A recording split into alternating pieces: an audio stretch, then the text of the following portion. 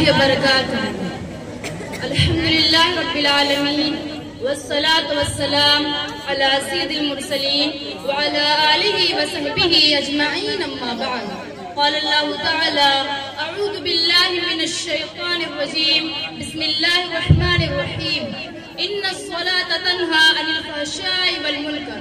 وقال النبي صلى الله عليه وسلم: بين العبد وبين الكفر ترك الصلاة.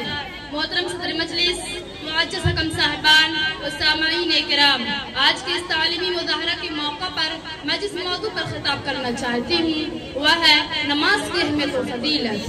حضرات، اللہ رب العالمین نے بنی نوع انسان کو پیدا کیا اور بہت ہی صاف لفظوں میں ان کی تخلیق کا مقصد بھی بیان کر دیا. وَمَا خَلَقْتُ الْجِنَّ وَالْإِنسَ إِلَّا لِيَعْبُدُونَ. انہی عبادتوں میں سے سب سے اہم اور محترم بشان عبادت نماز ہے. اسلام کی بنیاد جن 5 ستونوں پر قائم ہے ان میں سے ایک بنیادی ستون نماز کا ہے. اس عبادت کے ذریعہ بندہ اپنے خالق حقیقی سے بہت زیادہ قریب ہو جاتا ہے، بلکہ اپنے رب سے سرگوشی کرنے کی سعادت حاصل کرتا ہے. خشوع و خضوع میں مستغرق ہوتے ہوئے اللہ رب العزت کے پیش نظر ہونے کا احساس دل میں جا اٹھتا ہے اور اسے تعبد اللہ کأنک تراہ فإن لم تکن تراہ فإنہ یراک کا روحانی موقع نصیب ہوتا ہے. رب ذوالجلال کا نمازی کے مواجہت میں ورود مسعود ہوتا ہے اور فرشتے